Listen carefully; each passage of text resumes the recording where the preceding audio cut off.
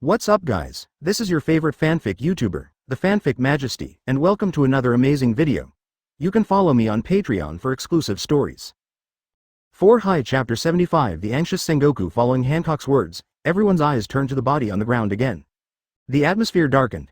Santasonia first helped Margaret and the two female warriors up from the ground, and then said solemnly, "The news of the killing of celestial dragons has spread throughout the island. We can't stay here anymore." Margaret, who was cuffed by the collar, suddenly realized the seriousness of the matter and asked nervously, "Will Amazon Lily also suffer from this?" She became very frustrated. "It's all our fault. If it weren't for us, this wouldn't have happened at all." After hearing this, Alfreda also cried softly in self-reproach, and the sense of survival after being rescued from the celestial dragons just now disappeared. Marigold said, "Mr. Shui Tong, please leave with us. No matter what, there will be someone to take care of you." "No need to bother." Compared to the others, Joel raised his right hand with a calm expression. Immediately, two bloody bats flew out of the palms, picked up the head of St. Charlos that fell to the ground and flew to the body. The two bats secreted threads made of coagulated blood from their mouths, and quickly sewed the head and body together. Then, they soared into the sky with silk threads in their mouths, and hung the complete body on the thick trunk of the mangrove tree dozens of meters above the ground. Extremely eye-catching. After doing all this, a look of satisfaction flashed in Joel's eyes. Santasonia looked at this scene in surprise. "Mr. Shui Tong, this is... Since I am a high-ranking god, of course I have to choose a high-ranking way to die for them." The joking on Joel's lips became more and more obvious. Then, what will world government and Marine do next? "Sorry, Marshal Sengoku." Aokiji took the phone and reported what happened in detail. "What, the celestial dragons were killed? How interesting, ha ha ha. Sengoku, do you want to eat senbei? Gaga?" A gloating voice came from the other end of the phone. "Garp, do you know what is happening now? You still want to eat senbei? Bring it here." "Wow wow wow, my senbei." "Stop, Sengoku, why did you finish all my senbei?" "That's enough. Garp, get out of my office right now." With a crackling noise, the other end of the phone finally returned to silence. "Advertisement, Kuzan, didn't you stop him?" The tone on the other end of the phone finally turned serious. "I'm really sorry, I didn't expect Shui Tong to take action suddenly." Aokiji scratched his head. "Besides, I have no confidence in defeating him." There was a brief silence. "You did the right thing, Kuzan." Sengoku said calmly, "The world government has already contacted newspapers and will publish the public execution of Fire Fist Ace. The war between us and the Whitebeard pirates is very likely to start. At this juncture, there is no need for you to get into a meaningless entanglement with the Blood Eyes. Then world government. I'll take care of the world government side, you don't need to worry." Sengoku said, and another phone bug on the table made a buzzing tone. "Then that's it for now, you go back to Marineford first." After the explanation, Sengoku hung up the call with Aokiji and picked up the other phone bug. "Report to Marshal Sengoku, this is the Marine Station Base in the 60th good area of Sabodi Island.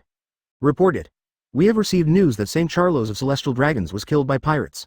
World government officials are now in the base and require us to send troops to destroy the pirates immediately. Please give us instructions." Sengoku let out a long sigh, but his expression quickly returned to calmness and he made a decision. "Temporarily shrink our troops, don't act rashly, abandon the island base on Sabodi Island if necessary, and don't conflict with Shui Tong." Puff, puff, puff. At this time, the third phone bug on the desk also rang. "But, those world government officials, let them stay at the base."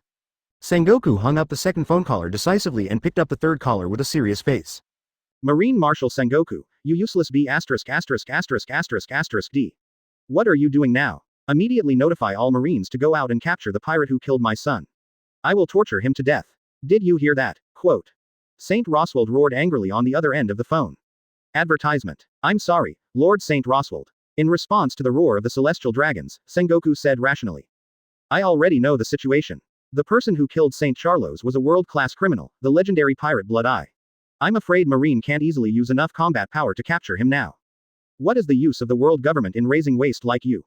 So what if it's a blood pupil? If you incompetent Marines hadn't failed to send that damn B******************* D to impel 100 years ago, how could this happen now?" Quote. Quote. Sengoku's forehead was covered with haze, and the corners of his eyes twitched uncontrollably. If it weren't for the existence of celestial dragons, there wouldn't be so many in this world. He did not continue thinking in his mind, but took a deep breath and said, "Lord St. Roswald, without the instructions of the 5 elders, Marine cannot dispatch troops now. You B************ D. You trash. You actually dare to disobey me. You will regret it. I will ask Kong to revoke your position as marshal." St. Roswader cursed loudly. "Dad, don't talk to him so much. Let's tell the 5 elders about this." Shalulia cried in fear. As a celestial dragon, she felt that she was so close to death for the first time. Saint Rosewater hung up the communication with Sengoku, and then dialed the phone number again. After a period of blind tone, the call was answered. This is Saint Roz. His tone suddenly became much more respectful, no longer as violent and angry as when he communicated with Sengoku before. Holy Rosewater, oh, do you have anything to do with us? The speaker was the environmental warrior god, Marcus Moshe Saint. My son, Saint Charles, was killed on the island of Sabayati. Saint Marcus Moshe, you guys must make the decision for me. Since it is such a big thing. Saint Marcus Moshe frowned slightly and said solemnly, then Marine should use its highest combat power to arrest the criminals who committed such heinous crimes. Saint Rosewater said, it's because that B*********** D Sengoku is unwilling to send out combat power, so I contacted you, Saint Marcus Moshe. Quote. The five elders looked at each other tacitly, and Saint Jagolucia Satan slowly lowered his eyes. So, who is the person who killed your son? Roswad's holy eyes were about to split and he said, it's the pirate blood pupil. Chapter 76 Five Elders' thoughts. Saint Roswalder's roar did not resonate more with the five elders. The hall of Pengu City soon fell into silence. After a long time, the legal martial god, Topman Wachuli Saint, spoke. Every celestial dragons is extremely important to the world government, and we have always treated every celestial dragons equally. We are also very sad about this matter, but... Financial goddess of war, Saint Izanbalin v. Nashowling continued with a solemn expression. The world government is ready to formally declare war on the Whitebeard pirates, and prove to the world by executing Portgas d'Ace, the ultimate owner of the world's supreme kingship, so. At this urgent time, we can no longer divide our forces to deal with the two pirate emperors at the same time. Shepherd 10. Peter Saint, the god of agriculture and martial arts, took a sip of the coffee on the table and said, this is related to marine survival in the face of the world government. Holy Rosewater, we are very sorry for the sacrifice of Saint Charos, but you must also understand our current predicament. Saint Topman Vachuli, the legal martial god, said calmly. In this regard, we make an exception and allow you to marry multiple celestial dragons as wives, give birth to children, and continue the bloodline. The god of finance and martial arts, Nashu Langsheng, said, furthermore, we will give you double the amount of heavenly gold this year. As compensation, what do you think? Saint Rosewater clenched his fists unwillingly, but finally loosened his fists. Although celestial dragons are already the nobles at the top of the world, there is still a gap between celestial dragons and celestial dragons. So what if he doesn't agree? As the highest authority among celestial dragons, the five elders are elected by all celestial dragons and represent the collective will of celestial dragons. The decisions they make are unshakable. I understand. I will do what the five elders want. Excuse me. The phone bug hung up. In the hall, Saint Satan, the god of scientific defense, said, what do you think should be done about blood pupil Joel? Should we advance or retreat? The financial god of war, Nasturose, gently wiped the katana in his hand. Advertisement. It's true that the troubles in my heart are still hard to get rid of. If we can go further, it will be better. But if it fails, it will not only be about the face of the world government, but also the control of the entire sea. Roger used his own life to plot against us. Over the years, more and more pirates have become rampant on the sea. This year alone, there are 11 new pirates with bounties of over 100 million, and the rest have bounties of tens of millions. There are countless. The environmental god of war, Moshe Saint, stood up and looked upright at the clouds in the distance. Moreover, the number of calls between Kaido and Charlotte Lin, who have not been in contact for decades, has been increasing day by day recently, and he threatened to capture Marie-Joy. In this turbulent situation, do you really think we have the strength to start a two-front war with the Whitebeard pirates and Blood Eyes? Legal martial god Wachuli Sheng nodded, and compared to Blood Eyes, Rox's resurrection is equally disturbing. Kaido and Charlotte Lin are also the ones we must be wary of. Peter, the god of agriculture and martial arts, glanced at the faces of the rest of the people and tapped the table with his fingers. It seems that everyone's opinions have been unified, so there is no need for us to disturb our king for such a trivial matter. In addition to the already existing Yarkman mangroves, there is another wonder on the island of Sabaody. There has been an endless stream of people watching this wonder in the past few days, but everyone just looked up and then closed their eyes in panic, not daring to look again. The high corpse was eaten by crows, and now less than half of the rotten flesh was left. Disco poked his head out from under the shadow of the tree and took a look, then shrank back in panic. At this moment, his heart was beating harder than ever in his chest. The killing of the celestial dragons made people on the island of Sabaody panic, and those slave traders who were originally active were afraid that they would be implicated and disappear. But those slave traders could escape the limelight temporarily, but Disco could not. All his shares and hard work have been poured into the auction venue. As long as this crisis does not end, he will not dare to open business for a day. If things go on like this, the expensive employment fees will wear him down sooner or later. Disco walked to a deserted corner, and then dialed the phone bug in his hand with his right hand trembling. Joker, do you know that a big event is happening on Sabaody Island? Foo. You are talking about the celestial dragons being killed by the Blood Eyes. I have known about this for a long time. I have to say that I was not able to hear the screams of the celestial dragons when they died. It was really... That's too regretful. The person on the other end of the phone laughed heartily. Advertisement. The sound of unscrupulous laughter made Disco feel bored for the first time in his life. He couldn't help but interrupt the other party's laughter. Listen to me, Joker, I need your help now. Send some capable people here. Only by giving those merchants and nobles a sufficient sense of security can our human trafficking business continue. You should understand, this is a very profitable business, it can bring countless Baileys. Foo Disco. Do you know what happened after the Blood Eyes killed the Celestial Dragons? Let me tell you. The remaining Celestial Dragons returned to Marijoy overnight. The group of Marines stationed on the island of Sabodi, they all retreated too. The phone bug showed a gloomy smile in a clever way. This means that the gears of fate are about to start turning, and a new era will soon usher in. The human trafficking business will soon be eliminated by this era. No, Joker, you can't abandon our industry for such a boring reason. Haven't we been cooperating happily for so many years? You have obviously received a lot of money. Okay, brother, that's it. Don't contact me again in the future. Not intending to listen anymore, the phone caller was hung up mercilessly and he closed his eyes. Only Disco was left wailing feebly in the lonely cold wind. The damn new era, is it really coming? Island Turtle, high platform with empty dome. Joel looked at the sea in the distance. Have those women from Nine Snake Island gone back? Go back, Lord Joel. Baby -5 stood aside and said, the Pirate Empress seemed a little acclimated to this island, so they went back to find a doctor. As she spoke, her eyes flickered slightly. Master Joel, Santa Sonia also said that if we are free, we can go to Nine Snake Island as guests. They will entertain and thank us with the highest standards. Yes, I will consider it. Joel looked at Baby -5 calmly. By the way, go get the box they sent back. Oh, Baby -5 responded, then turned and walked into the corridor. After a while, he ran back holding a delicate and slender box. Slowly opening the box in the maid's hand, Joel gradually smiled. Chapter 77. The Legend of the Supreme Knife. The Straw Hat Pirates appear. In the exquisite box, there lay quietly a long sword that exuded a coquettish and strange aura. The dark red sword body is slender and sharp, and the ridge in the center of the sword body presents elegant and smooth lines. The hilt of the sword is engraved with meticulous and simple lines, and the two sides of the sword are extended outward, like the wings of a bat. Even after hundreds of years, this long sword has not suffered any wear and tear, but shines brightly in the sunlight. Joel took out his long sword and flicked it with ease. In an instant, the sword edge cut through the air, leaving a long-lasting bloody afterimage in the air. What a sharp knife! Baby -5 quickly retreated far away, for fear of being slashed, but still showed a surprised look at this moment. Master Joel, is this a sharp knife? In this world, a sword is a knife. Joel was not bored enough to correct the difference between a sword and a knife. He just smiled slightly and said, no, it's a supremely sharp knife. Although he usually doesn't use weapons very much, or even doesn't use them at all, it doesn't mean that he doesn't have them. On the contrary, this made the sword he had worn for many years no weaker than any supremely sharp sword. In fact, its reputation exceeds that of any weapon that still exists in the world. On the sparkling sea, Thousand Sunny drove slowly towards Sabodi Island. After adding a few new friends, the boat became a little more lively. Yo ho ho ho, Ms. Robin, what are you reading? Brooke stood behind Robin, drinking warm black tea leisurely. It's just a book that introduces various strange weapons. Robin said with a smile. Zorro, who was resting against the wall with his arms folded, suddenly twitched his ears and opened one eye slightly. A woman like you is actually interested in this kind of book? For archaeologists, reading all kinds of books is essential homework, Mr. Swordsman. Robin raised his eyebrows slightly. I finally found this book from the three-masted ship in the Devil's Triangle. It is a rare out-of-print book. Her voice paused and she tried to speak in words that the other party could understand. This book even provides a detailed introduction to the supreme sharp sword worn by Shui Tong. It is a priceless treasure. The supreme big sword 12 skills. Zorro suddenly jumped up from his place without any sleep. Hey, what kind of knife is that? Priceless treasure. Nami suddenly poked his head out of the window, turned into Bailey's eyes and looked around. Robin, where's the priceless treasure?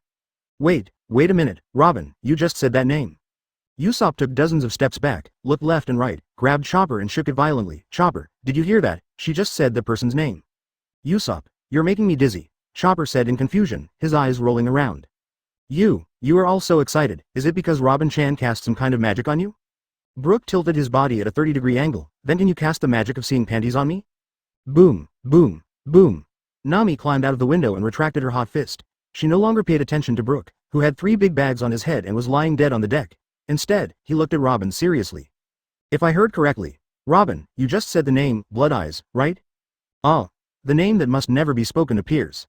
Usopp and Chopper's faces turned pale, and their bodies were shaking violently like noodles.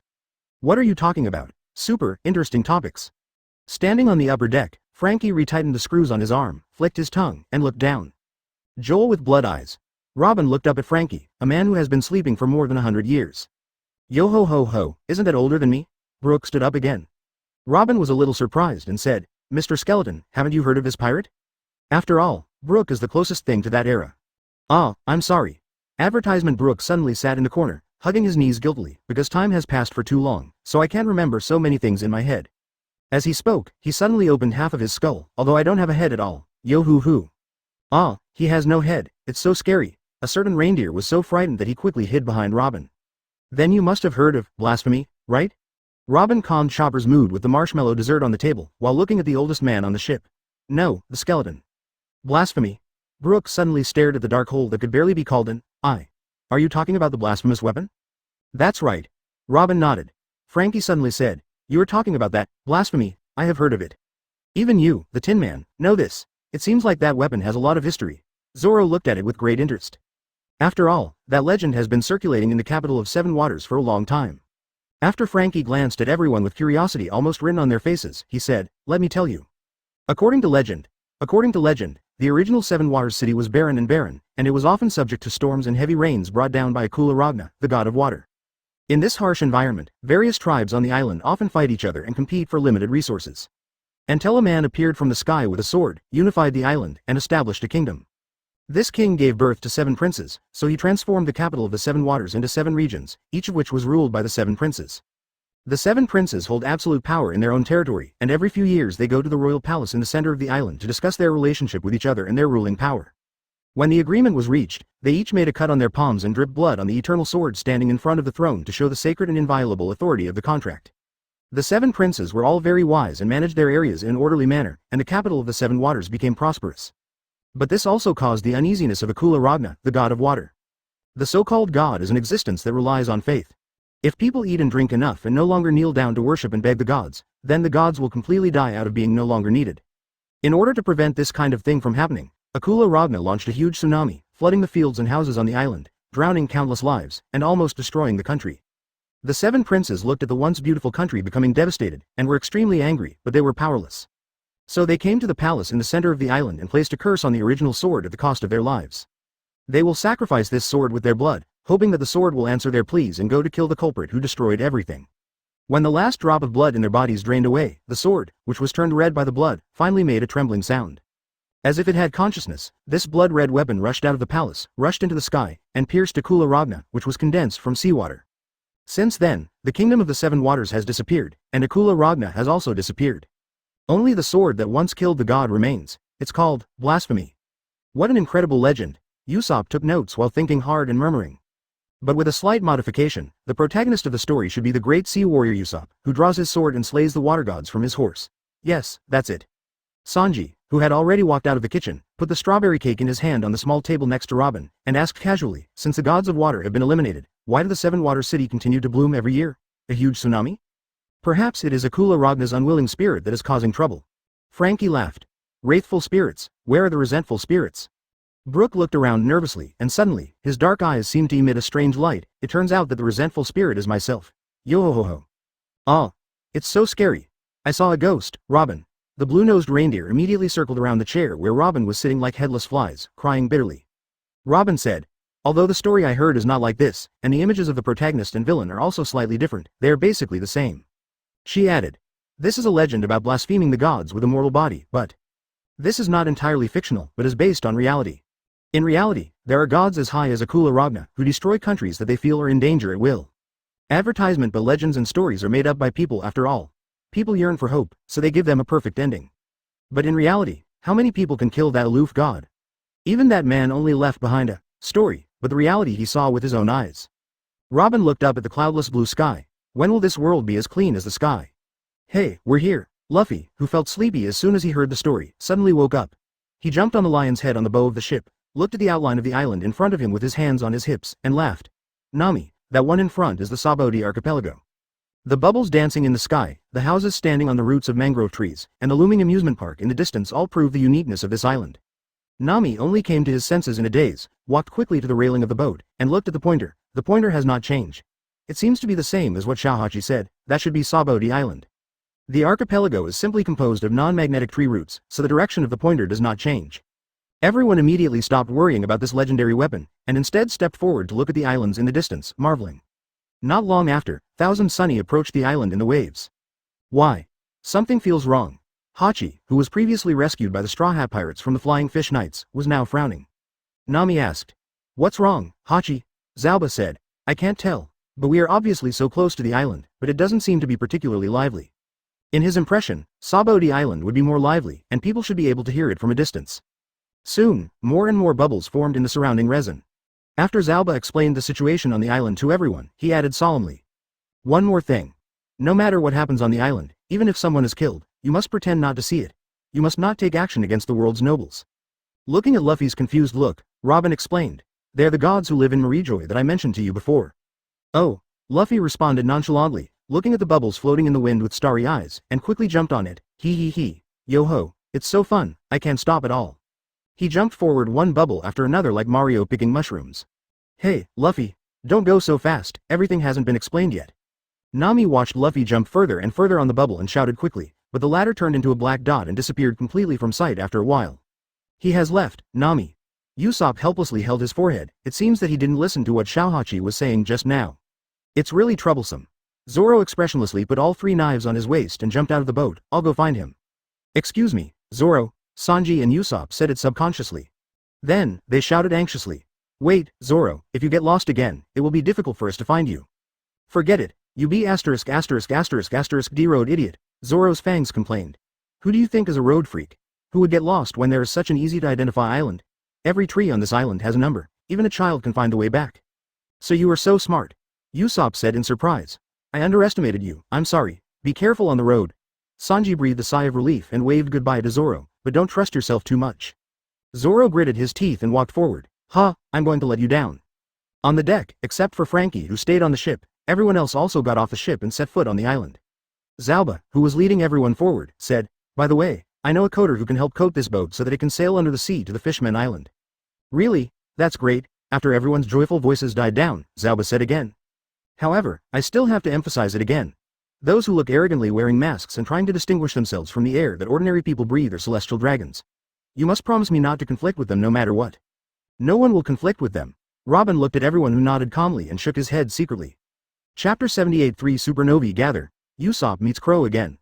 Area 27 on Sabodi Island. The closer you get to this location, the fewer people there are nearby. Compared with those in power who are obsessed with profit, the villains in this world are somewhat more humane. Eustace, Kid, who was leaning against the big tree, smiled deeply. Because garbage rules the world, garbage will keep being born. Even though we are bad, compared to garbage like celestial dragons, we are still pretty cute, right, Kira? That's right. Kira, who was standing aside, spoke calmly to Kaido. Kid, look at that guy. Familiar faces. Kid followed Kira's gaze and looked at the approaching figure. It's the 200 million wanted criminal from North Blue, Trafalgar. This is incredible. Trafalgar Luo raised his eyes and looked at the body hanging on the tree trunk in surprise. Are these celestial dragons? The legendary world noble was actually killed like this. It is worthy of that man to do something. After a brief moment of confusion, Luo slowly felt a gaze staring at him. He immediately looked back and chuckled. Captain Kid, are you a scumbag from South Blue? Kid, his eyes seem to be laughing at us, Kira said in a low voice. Then go over and say hello to him, in a pirate way. Kid grinned darkly and walked straight towards Luo. Captain, those pirates are coming. Bebo, the navigator of the Heart Pirates and a polar bear-like fur tribe, suddenly said nervously. I saw it. Luo put the sword, Ghost Cry, on his shoulder and looked at the approaching figure frivolously. The surrounding atmosphere suddenly became tense. Snapped. Suddenly there was a sound of bursting bubbles in the sky. Accompanied by shouts of, ah! A figure fell in free fall and landed heavily on the ground between Kid and Luo, kicking up a cloud of dust and diluting the depressing atmosphere around them.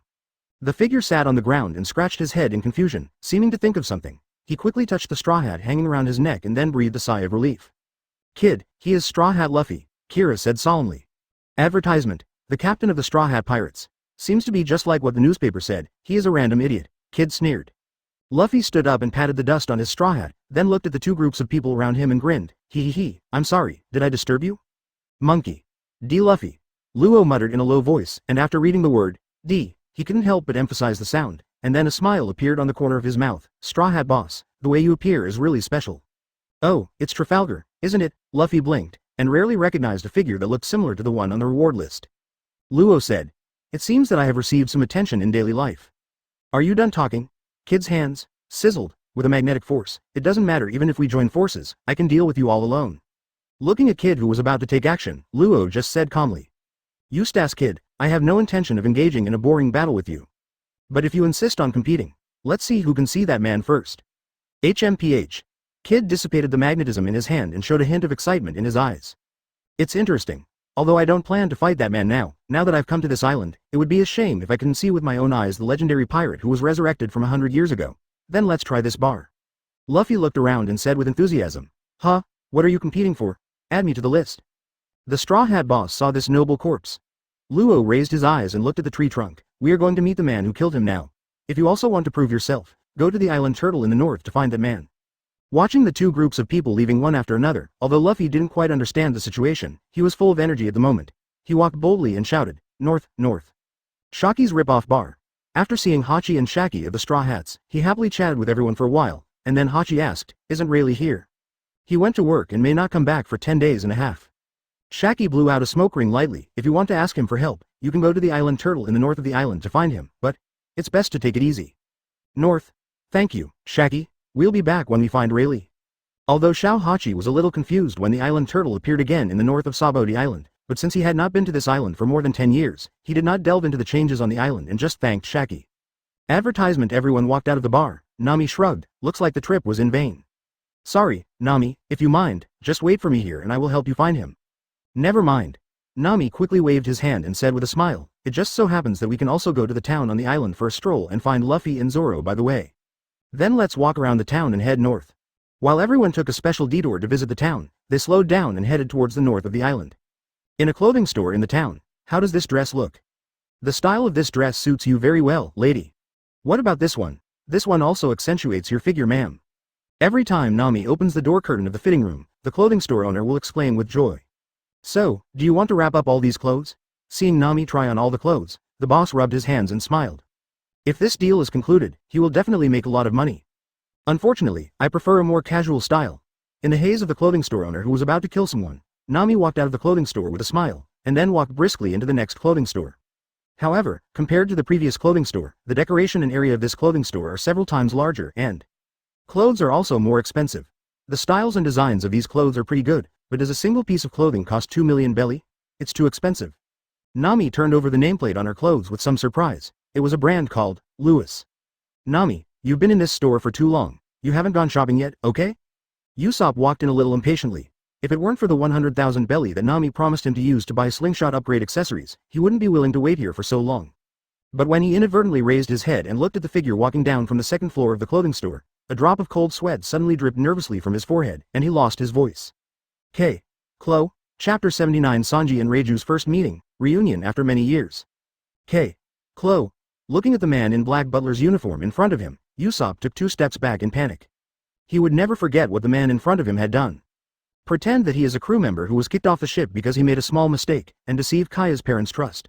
When the time is right, he tears off the hypocritical mask and attempts to kill Kaya and seize her family property. If it weren't for the appearance of Luffy and others, this conspiracy would definitely come true. But at this moment, this conspirator actually, suddenly appeared in front of him. If Usopp said he wasn't nervous, he would be lying. Even after experiencing so many things on the sea and with a bounty of 30 million, the sense of oppression brought by the other party in the past was too strong. It was so strong that he didn't dare to act rashly. "What's wrong, Usopp?" Nami looked away from the nameplate on the clothes and followed Usopp's line of sight.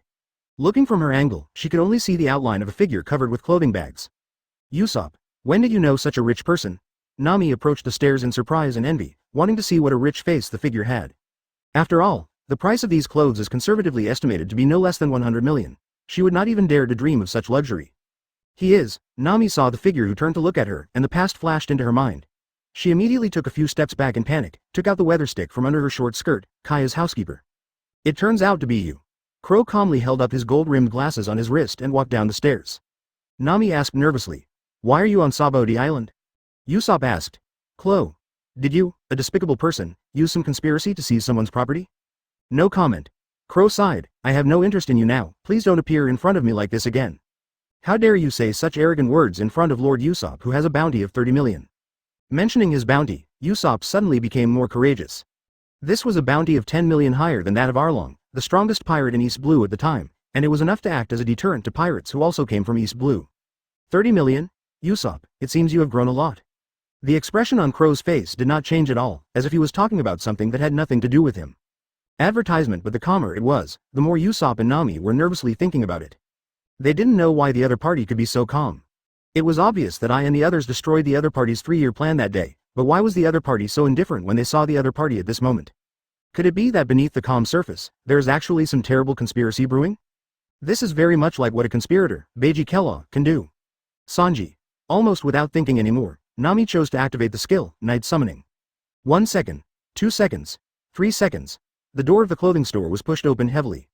I heard a cry for help from deep within my heart. Is my beautiful princess in danger? Sanji spun around and appeared. Seeing this, Usopp couldn't help but complain. Hey, you were clearly in the bakery across the street just now, right? How on earth were you able to hear Nami's voice from so far away? Perhaps this is the power of love. Sanji shook his hair gracefully. Miss Nami, what happened? Nami pointed at Crow. Sanji, this guy is the pirate we defeated before in East Blue.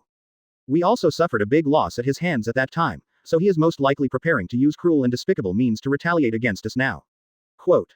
I don't remember when I said that. Crow shook his head helplessly at the way women used jealousy in front of men. However, Sanji, who is caught in a love storm, has already gotten into his head. A loyal knight will definitely clear all obstacles for the beautiful princess. You pirate, if you want to use any dirty and despicable means, get past me first. Just as he was about to take action against Crow in front of him, his eyes were suddenly attracted by the beautiful figure walking down from the second floor. A beautiful woman with long black hair and wearing a maid outfit came down with a cigarette in her mouth. Chloe, what happened downstairs? It's nothing, Miss Baby5, just some insignificant people. Crow said calmly. Advertisement. After spending these days in Joel's presence, he gradually became calmer while imitating Joel subtly. Although the imitation was not yet skillful and was very clumsy, it still allowed him to face the past events with a peaceful mind. Sanji looked at the figure on the stairs, his eyes suddenly turned into love shapes, and he praised without hesitation. What a beautiful lady. Even if she wears a simple maid outfit, she can't hide her inner natural beauty at all. She is like a bud waiting to bloom, which will eventually bloom into a bright flower. Baby5 was stunned. Are you talking about my mother? Sanji said. Of course, madam, my praise is only for you. It's really embarrassing for someone to praise me like this in public. Baby5 covered his slightly red face. It would be great if the person who praised me was him.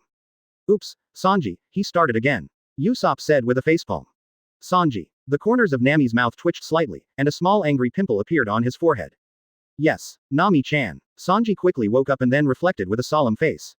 It seems that I was careless and was actually confused. But don't worry Nami, no matter what happens next, I will not be disturbed again. Just after he finished speaking, there was another sound from the second floor. Miss Maid, Mr. Butler, haven't you finished the matter downstairs? As she finished speaking, a slim figure walked down the stairs. After scanning the situation below, her eyes focused on Sanji. Sanji. Who are you? Looking up, Sanji felt a strange yet extremely familiar feeling in his heart. As if he remembered something, his mind suddenly went blank, and he suddenly froze on the spot. I knew it. Usopp glanced at the figure on the stairs and couldn't help but sigh. This will definitely happen. Sanji has zero resistance to beautiful women. Sanji, wake up. No matter how beautiful the other person is, you must never lose to temptation. Nami, who had never seen Sanji show such a lost look before, realized something was wrong and hurriedly cheered him up. Elder sister. Sanji finally spoke. Sister, sister. In an instant, Nami and Usopp's surprised shouts echoed throughout the clothing store. Chapter 80 Reiju's Bewitchment. Sanji Nami Usopp Big Crisis. Sanji, when did you actually have a sister? Nami's whole face was full of surprise. Even after knowing her for so long and experiencing so many things, she had never heard Sanji mention this matter. He didn't even mention anything about his family. Such a beautiful woman as Sanji's sister. You must have admitted a mistake, right? Usopp rubbed his eyes fiercely, wondering if he was dreaming. No matter how you look at it, the two of them obviously look nothing alike, except for their eyebrows. Eyebrow. Nami and Usopp looked at each other and suddenly showed understanding. Sanji's eyes twitched. Do you only care about your eyebrows? Reiju narrowed his eyes slightly and glanced around Nami and Usopp, with a look of relief on his face. Sanji, it seems that you have found the path you should take, and you have also found a group of like-minded partners. Yes, I have been moving towards my dream. Sanji smiled happily. But Reiju, why are you here? He suddenly realized something, and the joy on his face quickly turned into solemnity. Did Father and the others also come to this island? You guessed wrong. Father and the others are not on this island now. As for me, Reiju walked to Baby5, like the housekeeper and the maid, I am currently loyal to Lord Shui Tong. Blood eyes. Upon hearing this name, a thin drop of cold sweat suddenly appeared on Usopp and Nami's foreheads. Usopp, you should also know Master Shui Tong, right? Crow keenly caught the changes in the expressions of the two people, pushed up his glasses. As Miss Reiju said, I am currently serving that adult. I no longer care about the disputes I had with you, so you don't have to harass me under various banners. Chloe, you guy actually. The change in Crow's identity immediately made Usopp stunned and didn't know what to say. Reiju, I didn't expect you to become that man's subordinate. Sanji put out the cigarette butt in his mouth. A guy as vain as Judge would actually agree to you doing such a thing.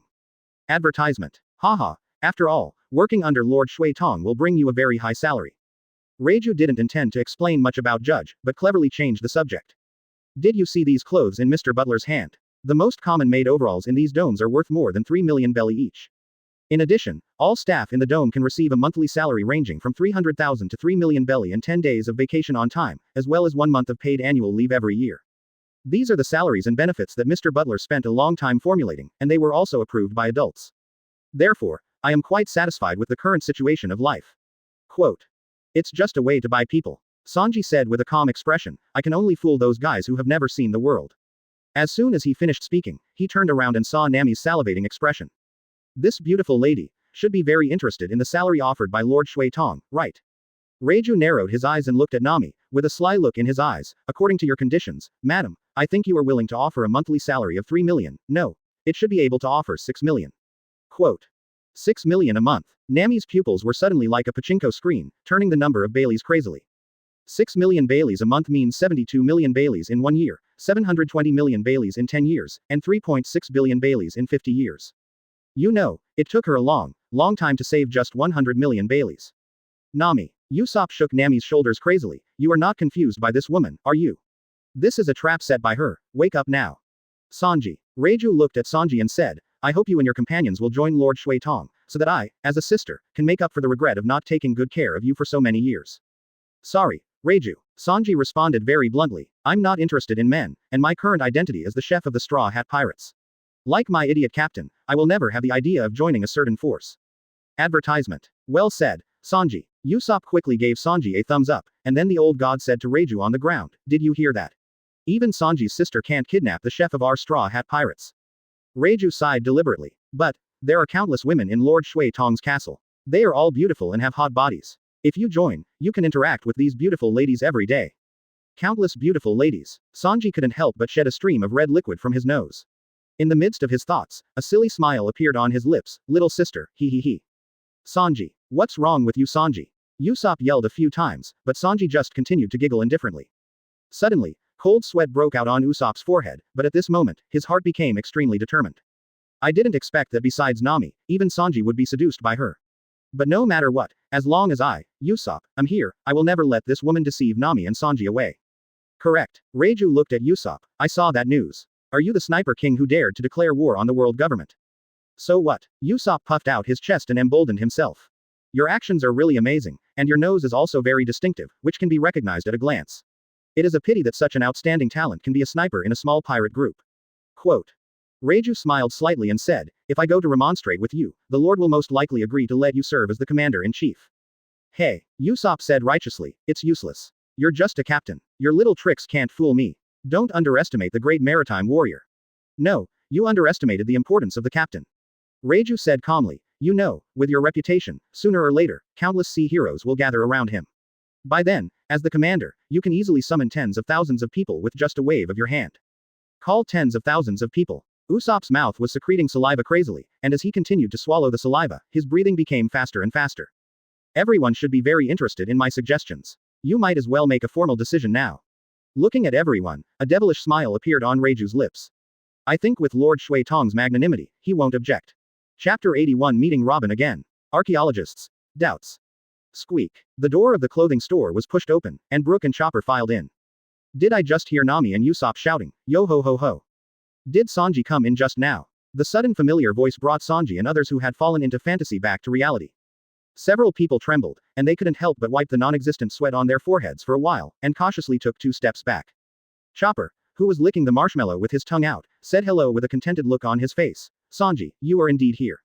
Yo ho ho ho, Sanji, is this your friend? Brook glanced at Sanji and the others, and immediately focused on BABY5 and Reiju in front of him. 2 beautiful ladies, if you don't mind, can you let me see your panties? Brook, don't mess with them, that woman with the curly eyebrows is so scary. Nami said with lingering fear. Curly eyebrows, isn't that the same as Sanji? Chopper continued to eat marshmallows happily. Sanji said, she is my sister. Sanji's sister. Suddenly, Chopper and Brook were so surprised that their eyes almost popped out of their sockets. That's a warm way to say hello, so let me introduce myself again. I'm Vinsmoke. Reiju, currently serving as Lord Blood Eye's head guard. Reiju looked at the straw hats in front of him with a smile. My little brother who is not very obedient is very grateful to you for taking care of me these days. Chopper said shyly. Where? Brook also waved his hands in embarrassment. No. Speaking of which, we have been taken care of by Mr. Sanji. What on earth are you being so polite about? Nami stared at the two of them angrily. This woman wants to recruit us as subordinates with evil intentions. That's what I thought just now, but it was just my thoughts. Reiju said, walking towards Sanji with a smile. Although I haven't seen him for a long time, I can feel that Sanji has grown into an independent man now. She straightened Sanji's collar and cuffs with a serious expression. Sister, I am sincerely happy that you have found so many reliable partners. Sanji couldn't help but feel a little moved. Reiju. Then, Sanji, I would like to thank you for taking care of me from now on. Reiju bowed solemnly to everyone in the straw hats, and left the clothing store with Crow and Baby 5 under everyone's stunned gazes. After about half a minute, Nami murmured unconvincingly, she just left like that. Brook said. Sure enough, he is a very polite person just like Sanji, yo-hoo-hoo. Yes, advertisement. Chopper responded repeatedly. Really, Robin, you think so too, right? Robin. The reindeer looked around quickly. Where is Robin? Brook asked doubtfully. Hey, is Robin missing? I saw her just now. Isn't Robin-chan with you? Sanji frowned, having a bad feeling in his heart. Robin. Nami took a deep breath. Could she have encountered CP9 again? As soon as the words fell, the atmosphere suddenly became extremely solemn. Usopp quickly eased the atmosphere and said, are you going to be with Kami and the others? Everyone immediately left the shop and went non-stop to find Xiaoba and his two friends who were wandering around the town. Sister Robin asked us to go to the north of the island first. She wants to go to Area 27. Kami, who was lying on Xiaoba's back, pointed in a direction. She also said she would meet us at the north of the island in a moment.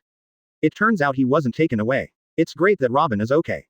The relieved people let out a long sigh of relief.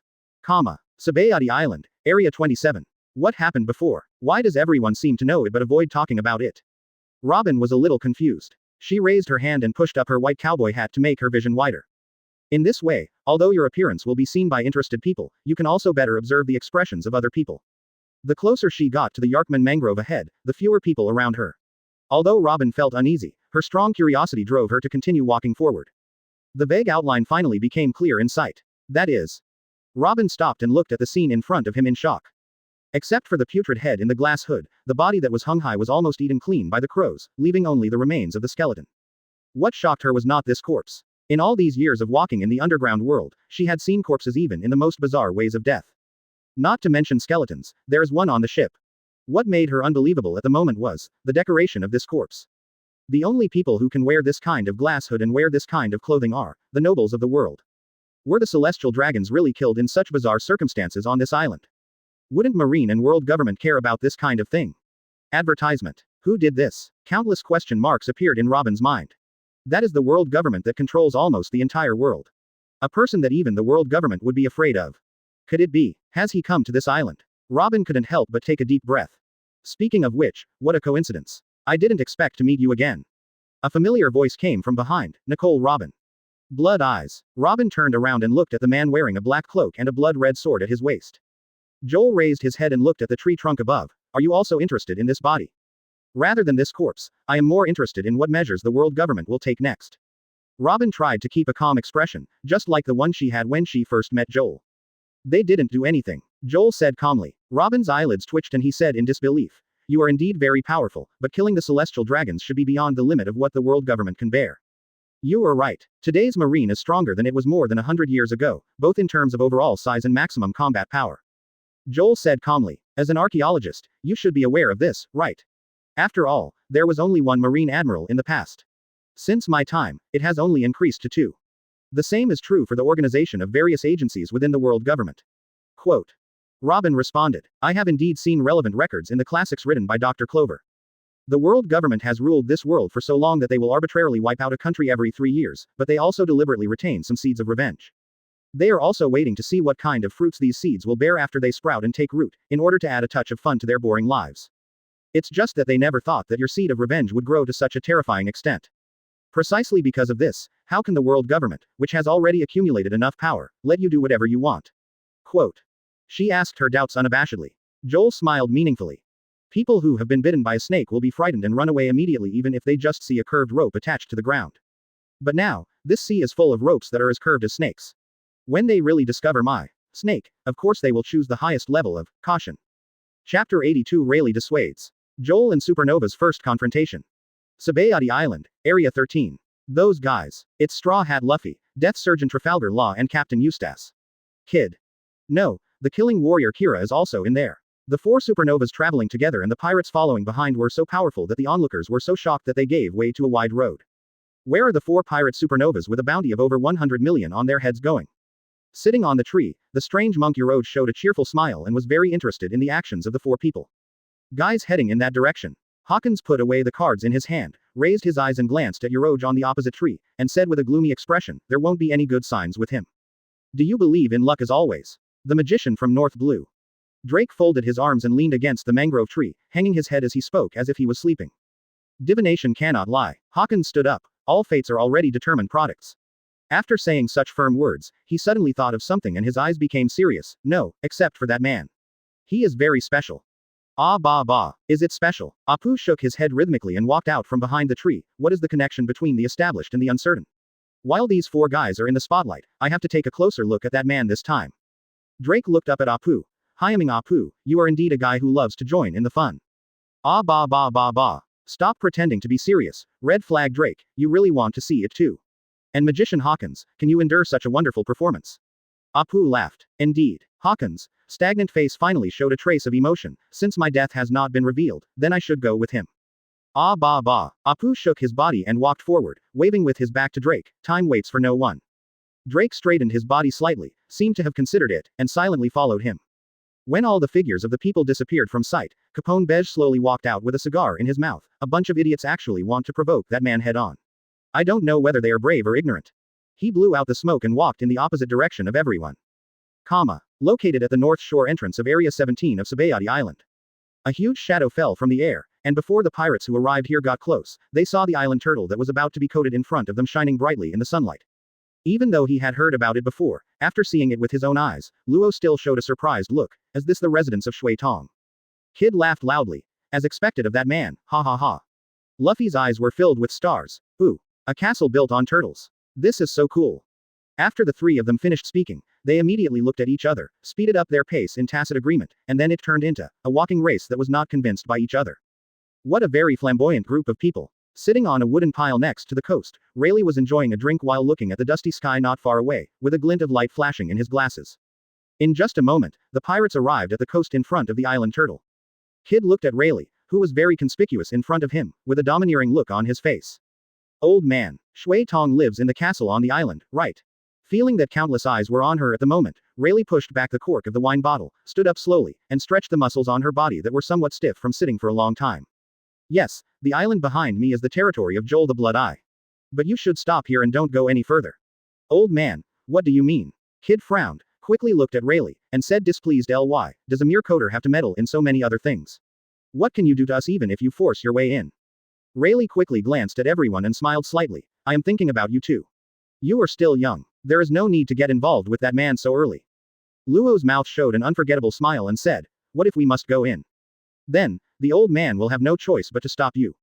Rayleigh suddenly opened his eyes, and an invisible and terrifying majestic momentum burst out instantly, with substantial air waves spreading out in all directions. There seemed to be a violent buzzing sound in their minds, and then the pirates whose minds went blank fell limply to the ground one after another. And behind the shadows of the trees further away, people fell to the ground one after another. Advertisement. After just a few breaths, only a few people were still standing on the field. Feeling that the sight in front of him suddenly became empty, Rayleigh smiled and said, not bad. I can still stand here. This momentum. Luo, who was originally indifferent, couldn't laugh anymore, and said with a serious face, an old man with such courage must have been a famous big shot at sea in the past, right? That's all in the past. Now there's only one coder, Lao Lei, who wants you to leave here. Luffy was still a little confused by Rayleigh's amazing momentum just now. Hey, old man, why do you have to stop us? This straw hat. Only then did Rayleigh fully notice the straw hat on Luffy's head, and slowly showed a relieved smile and said, because if it has something to do with the blood pupil, it will become very troublesome. He glanced behind Luffy and others, and added, go back, and the guys behind. After finishing speaking, several supernovas behind the tree no longer concealed their figures. Pluton, Silver Rayleigh, Drake, wearing a black knight costume, walked out slowly. I didn't expect that after disappearing for so many years, you would actually appear on this Sabayati Island. Although I had already made a guess when I was at the auction venue, I didn't expect this. It is true. Is it really the legendary right hand of the Pirate King, plued in silver? Rayleigh. Hawkins' expressionless face also showed huge fluctuations, but he soon returned to calm. That's true, it's not some unknown person who can use this kind of power. No wonder Shui Tong took the photo before. The price is 100 million belly. Yoroj also followed the footsteps of the two of them and walked out, grinning and saying, it seems that he is another big shot from the old era. Only Apu took a few steps back and jumped onto the tree trunk in the distance, cautiously not daring to move forward. Pluten Rayleigh. Kid was a little shocked by Drake's words, but quickly came to his senses. He looked at Rayleigh with a habitual sarcasm in his eyes, so. Pluten Rayleigh is also working for the Blood Eye now. Rayleigh didn't care about Kid's tone and just said calmly. Lao Lei, I'm just doing the coding work. As for you, you are free to think whatever you want. Of course, if you want to go up, then try to see if you can pass through my hands. As soon as he finished speaking, a majestic momentum surged out of him again. The expressions of the supernovas on the field suddenly changed. Even Luffy, who had always been joking around, couldn't help but look serious. This is more powerful than any opponent he has ever encountered before. Rayleigh. At this moment, a figure wearing a blood-red cloak slowly walked down the island turtle. It is not what a coder should do to stop these cute children here. Blood eyes. Rayleigh's aura immediately dissipated. She looked at Joel, who walked out of the island bubble wrap behind him, then picked up the wine bottle on his waist and sat back on the wooden pile beside him. It seems I shouldn't interfere. Joel waved his blood-red cloak and looked at everyone proudly. So, are you the one who wants to see me? Luffy looked at Joel blankly, and suddenly his eyes widened. So you are Shui Tong. I remembered, you are the guy who fought with us on Arca's Island. Luo asked in surprise. Straw Hat Master, have you ever fought against Shui Tong? That's right, this guy is incredibly strong. Luffy said seriously. I didn't expect you to survive after fighting him. Kid immediately looked up at Straw Hat. He. Luffy showed a confident smile. I must defeat this man with my own hands.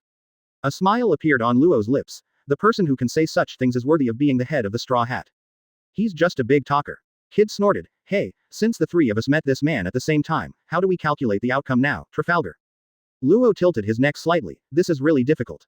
Okay, that's the end of the small talk. Since you are all pirates, let's say hello in the pirate way. There was an evil look in Joel's eyes, and as he finished speaking, all the supernovas present felt an inexplicable pressure surge into their hearts, and their blood vessels began to surge. Devil fruit ability. Everyone looked solemn, but no one dared to move.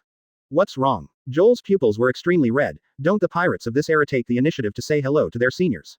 Rayleigh, it seems that you guys have not passed on the habits I left behind very well. Quote. Advertisement. Rayleigh calmly took a sip of wine and did not answer. A dangerous smile appeared on the corner of Joel's mouth. In that case, let the seniors personally teach you newcomers the pirate tradition left by the Blood Eye era. All of a sudden, swarms of bloody bats emerged from under the blood-red cloaks and swarmed towards the people directly in front. The dense numbers like a swarm of locusts made the air seem to tremble. Kid, Kira, who felt bad, grabbed Kid's shoulders and took him away from the bat's attack range. Luffy kept extending his arms, and using the tree trunk above, his body flew high like a spring in an instant. Luo spread his fingers and exchanged positions with a stone in the spherical air barrier.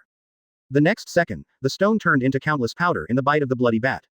No, those bats are coming towards us. Drake, Hawkins and Yoroj, who originally thought that the four people in front were Joel's targets, suddenly retreated. Drake, who moved slightly slower, was instantly covered by a dense swarm of bats. The next moment, the blood bats gathered on Drake continued to expand outwards. With one of them's domineering roars, they were completely scattered and turned into traces of blood mist that dispersed in the air. And in its place was a rough-skinned Allosaurus. Then, a pirate not far away had bite wounds all over his body without any warning. He howled in pain, but still struggled to no avail for a few times before lying on the ground and dying completely. Hawkins swung the straw sword, and with an explosion in the air like a whip, the bats surrounding him were wiped out in the air one after another. However, the price was the death of two scarecrows in his arms. Yoroj was panting. Although he had wiped out many blood-evil bats due to the huge weapon, he was still bitten with thin and dense wounds.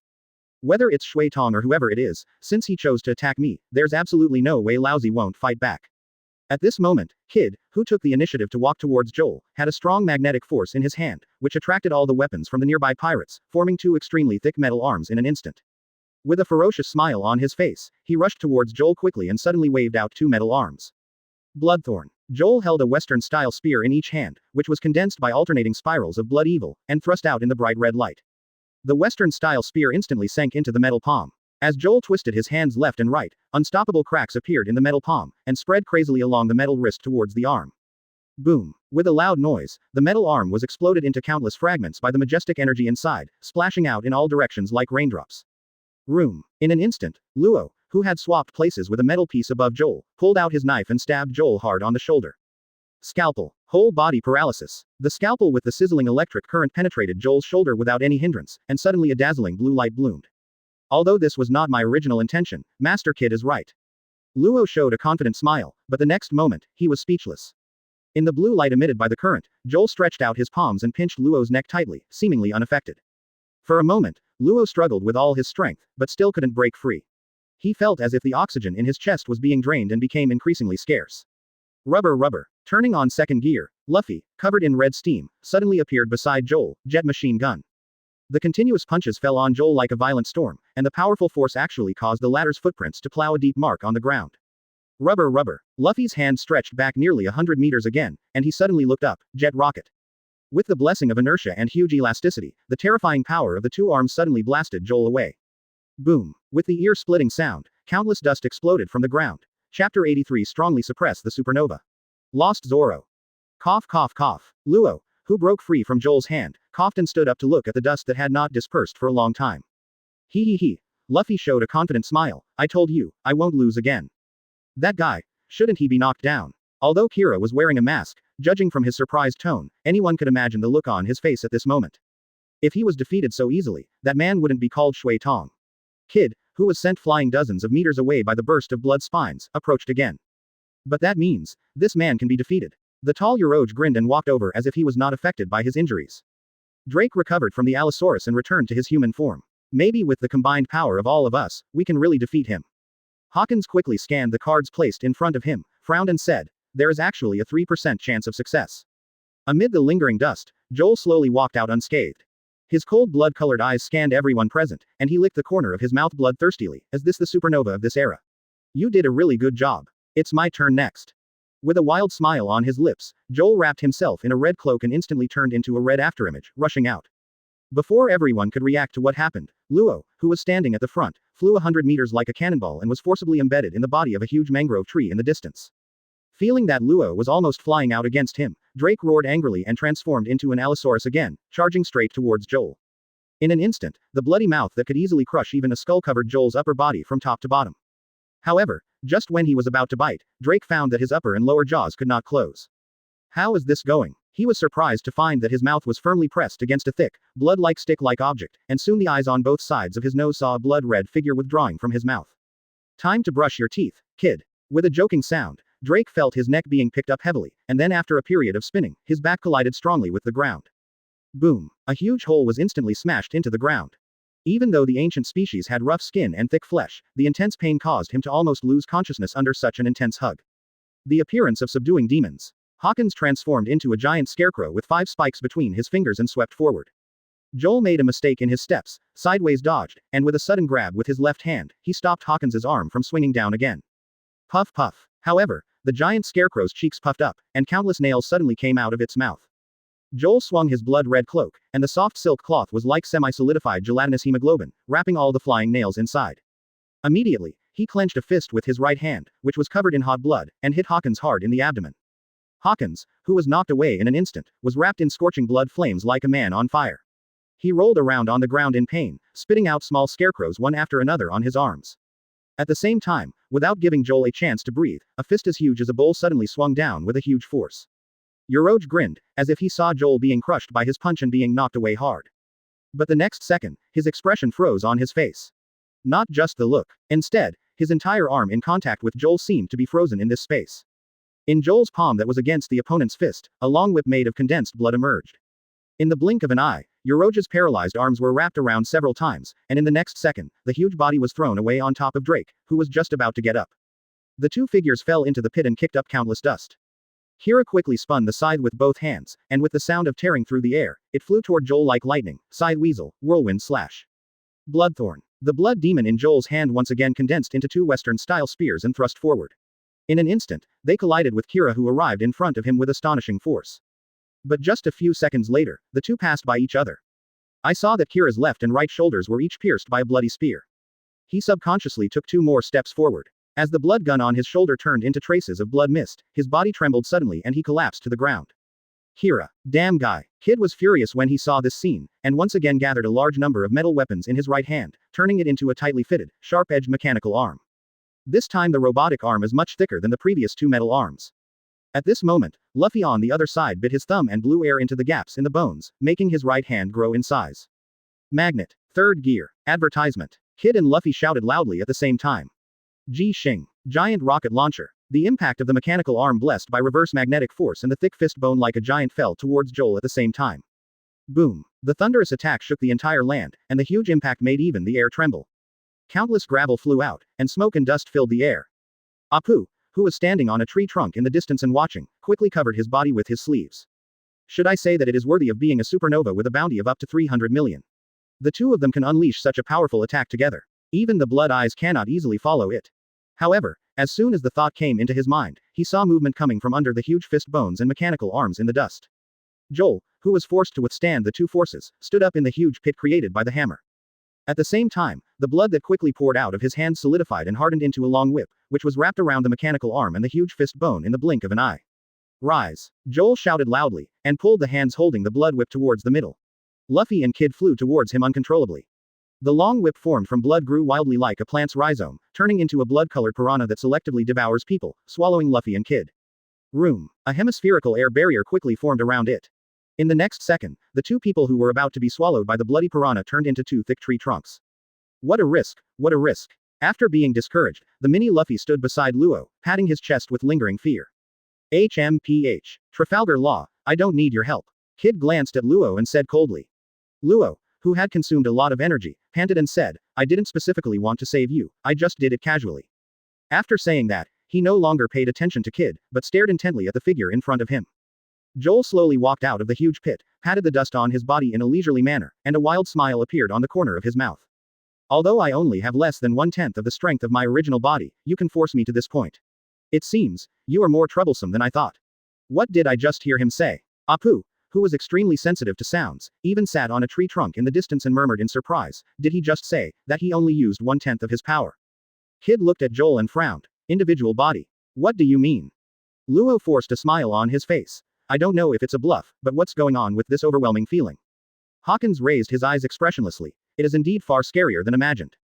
However, there is still a chance. Yoroj grinned as he felt the numbness in his arm gradually fade away. A slight chance. Drake responded. Luffy yelled, I'll beat you. Looking at the extremely evil generation with high fighting spirit in front of him, Joel shook his blood-red cloak, and his dangerous eyes flashed. Okay, you guys who don't know the heights of heaven and earth, let me teach you guys one last lesson. On the island turtle, with his hands in his pockets, Zoro looked at the surrounding scenery and muttered in confusion. It's strange, I haven't seen that kind of numbered mangrove tree since just now. I really don't know where Luffy got lost again, so I can't find him anywhere. Who is lost? Finally unable to listen anymore, Reiju slowly walked out of the woods. Also, how did you get in? Zoro frowned.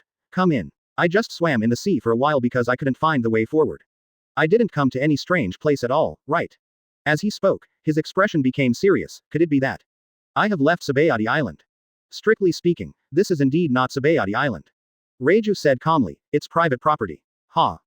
Zoro said, private territory, are you a celestial dragons? Probably not, you don't have a hood.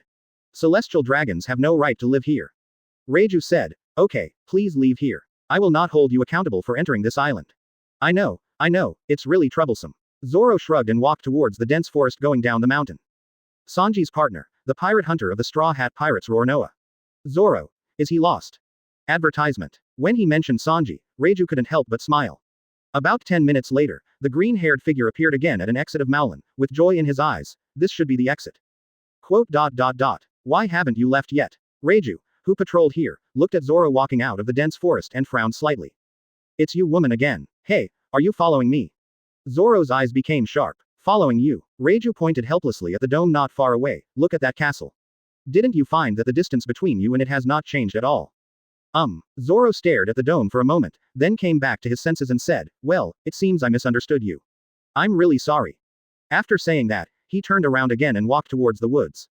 Reiju glanced at Zoro's back, thought for a moment and then quietly followed the latter. About 10 minutes later, Zoro walked out from one end of the forest again and said confidently, there should be no mistake about this. He raised his head and glanced at the castle on the turtle's back, and his face suddenly darkened. This castle must be moving, right? That's why wherever you go, you can see it at a glance. Knew it. Along with a soft murmur, Zoro felt a burst of sound coming from behind him. He turned around and pulled out a knife and held it in front of him. However, the incoming flying kick still knocked him several tens of meters away, breaking many trees before he was able to stop himself. Reiju retracted his legs and stood up straight again. I observed you for a while. It doesn't look like you are lost, but more like you have another purpose. Quote. Zoro stood up with a black line on his face. His only purpose now was to leave the island and return to Sabayati Island to find Luffy. As for getting lost, it was completely impossible for him to admit it, and he didn't want to talk about it. Did you acquiesce? Reiju sighed slightly. Even if you are Sanji's friend, I will not allow you to sneak into the dome. Dome? Are you talking about that castle? Sorry, I have no interest in this place at all, I just went the wrong way. The corners of Zoro's eyes twitched slightly. It was absolutely impossible for him to tell that he was really lost. Did you take the wrong road 3 times in a row? A faint sneer appeared at the corner of Reiju's mouth, his feet made a puff sound, and he immediately jumped into the sky, exhaling pink mist from his mouth, pink poison arrow. Jumping into the sky, what's that move? Zoro's mind instantly flashed to the moonwalk, used by the CP9 members who fought at Eni's lobby, but before he could think about it, the powder mist condensed into sharp arrows and struck straight at him. Zoro jumped left and right, dodging again and again, only to see dark purple streaks appearing on the surface of the land in front of him that was pierced by pink arrows. Suddenly he stepped back with numbness, as this poison. It's not just poison. Following the falling poisonous arrows, Reiju swooped down in the blink of an eye, kicking out his sharp whip legs one after another. Zoro held the sword in both hands and was blocked from left to right, but he was forced to retreat continuously under the wide open offensive. In the entanglement with the other party, I also felt a little surprised. This woman's strength and leg skills are very strong, even the kicks of the curly eyebrow kappa are not so sharp. Wait, eyebrow curls. Quote. Zoro looked at Reiju's eyebrows absent-mindedly and suddenly froze. Do you dare to be distracted when fighting the enemy? Reiju's heavy kick was like a strong wind, and it landed accurately on Zoro's chest. She herself has been genetically modified, and her strength is far beyond that of ordinary people, and with the blessing of the battle suit, the power of this blow is even more amazing. 2 of Zoro's chest ribs were instantly kicked and his body flew backwards like a rag bag. With a silky sound that penetrated the bubble membrane, Zoro fell on the beach of Sabayati Island. That woman's strength is really terrifying.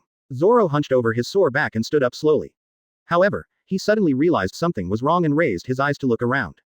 I saw that the ground was riddled with holes, and the huge and thick mangrove tree was broken by the waist and fell to the ground. After walking forward for tens of meters, I saw scarred figures lying on the ground not far away. At the side and front, there was only a blood-red figure standing proudly. This man. Zoro's pupils suddenly shrank, blood pupils. Chapter 84 Blood Clone. Oh, here comes another one. Joel narrowed his blood-red pupils and looked at the person, the bloodthirsty color on his lips became more and more intense. Pirate Hunter, Roronoa. Zoro. I didn't expect it to be you. Cold sweat broke out on Zoro's forehead. He didn't know if it was caused by the pain in his body or the nervousness after seeing this man. Although he had been traveling on the Grand Line for such a long time and had gained enough growth, he still had little confidence and certainty when facing this man. However, he clearly felt one thing at this moment, and that was the hostility on the other side. Rather than saying it is hostility, it is better to say it is a crazy fighting spirit. Without giving him much time to think, the man in front of him turned into a blood-red light and rushed in front of him in an instant. The sharp long claws drew 5 blood-red arcs in the air. Even though Zoro had prepared his defense, there were still 5 narrow blood marks on his body extending from his chest to his waist and abdomen. The air flow roared out, instantly cutting 5 neat incisions into a huge rock dozens of meters away behind Zoro. As smooth as cutting tofu. Zoro groaned, ignoring the blood gushing from the corner of his mouth and body, holding the knife in reverse with both hands, and slashed powerfully from bottom to top. 2 sword style. 2 cuts. Climb the stairs. 2 substantial blue slashing air currents flew up with Zoro's body, and at the same time, they slashed towards Joel's jaw. Joel took a step back, raised his chin to the sky, almost at a right angle of 90 degrees to the ground, and calmly avoided the attack. The sight of Zoro leaping into the air was reflected in his raised eyes. A cruel smile appeared at the corner of his mouth, blood fire that could burn even the blood surged out of his hand, and he aimed at the tiny figure in the air with nowhere to focus. Bear. The majestic flames soared into the sky. Oops. Zoro also clearly felt the huge flaw he had exposed at this moment, but he couldn't think too much at this moment. His fighting instinct made him instantly position his 2 swords downwards. 2 sword style. 72 troubled phoenixes. The instantaneous slashing air flow rushed straight to the ground, and the reverse impact force caused by the collision with the ground caused the body to rise suddenly for more than 10 meters, almost avoiding the flame pillar coming diagonally. When he landed again, Zoro's left arm was covered with large blood blisters due to a trace of blood inflammation. But he has no time to care about this at the moment. Advertisement. Because the blood-red figure is already approaching. The huge gap in strength between the two sides prevented him from making any effective response. He could only watch 5 bloody claws stabbing his face, about to pierce his skull. The bloody claw stopped when it was still 1 centimeter away from his cheek. It stopped there abruptly and strangely. Then, a tall figure wearing a black cloak and a blood-red sword at his waist came slowly.